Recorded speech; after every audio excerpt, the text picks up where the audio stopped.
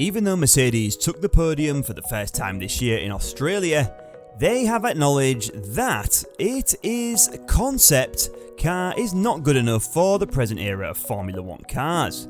Following the terrible 2022 season and a disappointing start to this season, Hamilton expressed his problems with Mercedes' 2023 F1 car, implying that he's dealing with a specific thing for the first time. Now Mercedes has just uncovered the solution to Lewis Hamilton's W14 troubles. Take a look into that. Mercedes appeared to be off to a flying start with their 2023 Formula 1 Challenger after the team lauded the car for being much calmer than the troubled W13. However, it appears that those positives have concealed a deeper issue that the team has found with the W14 following what they termed as challenging second day of testing in Bahrain. George Russell's session-ending hydraulic breakdown robbed them important track time after only 4 laps of what would have been a race simulation.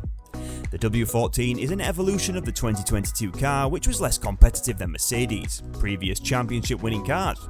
Going into 2023, the concern was whether Mercedes will be able to compete with Red Bull and acquire a competitive design for the W14.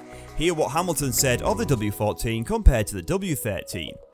"We still have generally a very strong front and not as good rear as we would hope to have. If you look at the Red Bulls, the places where they get on the power earlier and the speed they can take through the corners is just because they have a much stronger rear end. Lewis Hamilton, the 7-time world champion, is suffering more than his teammate to get to grips with this season's car. And after finishing 5th behind Russell in Saudi Arabia, Hamilton said, 'We're a long way down on downforce, so we've got to pick up the rear end downforce particularly. The more rear we gain, the more stable the rear becomes, and the more confident I'll be to attack. But I think in general, just this car, even if we do change that, there's a specific thing with something on the car that I've never had before.' Mercedes built a car with the cockpit further forward to meet the new technological specifications announced last year. It was most likely necessary to allow it to proceed with the design with an exposed side impact structure and a minimised side pod. The cockpit location has been retained on the 2023 W14, and technical director Mike Elliott recognised that it was already very forward during testing last year. Hamilton appeared depressed for most of the F1 Saudi Arabian Grand Prix. To make matters worse, Hamilton has not looked as comfortable in the W14 as Russell has in the first 2 races of the season. Hamilton is dissatisfied with how the sitting position limits his ability to sense the car's behaviour. He wanted it changed but accepted it because it was crucial to a design concept in which the team believed. That underscores a specific ache Hamilton feels within the wider issue of Mercedes. Hamilton said, "We sit closer to the front wheels than all the other drivers. Our cockpit is too close to the front. When you're driving, you feel like you're sitting on the front wheels, which is one of the worst feelings to feel when you're driving a car. If you're driving a car at home and you put the wheels right underneath your legs, you would not be happy when you're approaching the roundabout. So what does it just really changes the attitude of the car and how you perceive its movement, and it makes it harder to predict compared to when you're further back and you're sitting closer, more centre. It's just something I've really struggled with." Hamilton believes that Mercedes does the exact opposite of what we desire. His argument appears to be tied to Mercedes' struggles in optimising and regulating the aerodynamic centre of pressure. The average of the downforce generated at the front and rear of the vehicles is crucial in evaluating whether the vehicle understeers or oversteers.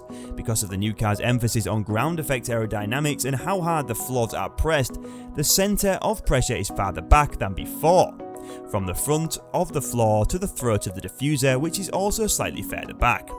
Hamilton believes Mercedes' aerodynamic characteristics are too much front rather than delivering a strong rear on entry and then moving rearwards through the turn to allow the controlled rotation. He believes that this leads the car to be on the nose or extremely sensitive on turning with a weak rear end. When combined with poor sensation he receives from the car's sitting position, Hamilton may be struggling to deal with the rear instability. Now what Mercedes can do to satisfy Hamilton is to change the present car, and this is exactly what Mercedes intends to achieve in the upcoming races. It may not be perfect reset for Lewis Hamilton, but Mercedes is bringing out the big guns and going all out to upgrade the W14 to compete with leading runners. Hamilton finished second in Melbourne and now leads the championship with 20 points, 3 positions ahead of teammate Russell. Russell, however, did not compete the Australian Grand Prix. Hamilton has been the slower Mercedes driver this year, with Russell defeating him in all 3 qualifying sessions. Mercedes developed a car in 2022 with its cockpit altercation, allowing it to proceed with the designs with an exposed side impact structure and minimised side pod, and maintain it for 2023, despite Hamilton's preferences. This is due to the importance of the seating position in Mercedes' design concept, which Hamilton endorsed.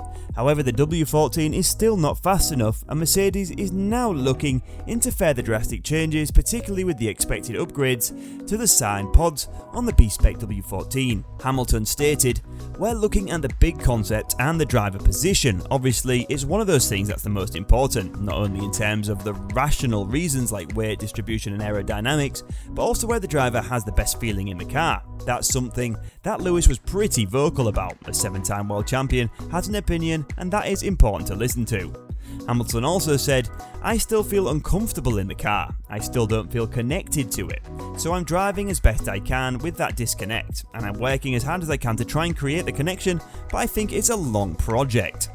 Although the difference between the cars is modest, Mercedes drivers sit far further forward than Red Bull drivers. As a result, while cockpit placement has an impact on the driver's experience in the automobile, it is only one component of a bigger picture. If the car itself was better, Hamilton's disliked position would be less of an issue. However, both short-term and long-term changes are planned, with many hints already pointing to the W14 requiring mechanical upgrades in addition to aerodynamical improvements. James Allison, Mercedes' Chief Technical Officer, gives an explanation. "We are working as hard as we can in the wind tunnel to find more downforce. We will be working as hard as we can in the drawing office to convert to things that the wind tunnel found a few weeks ago into performance that we deliver to the track. We will be working in the drawing office also to bring some mechanical parts to the car, some different suspension components that we think will help the underlying balance of the car and make it more drivable. As a thing, making it something that the drivers have more confidence to push right to its limits.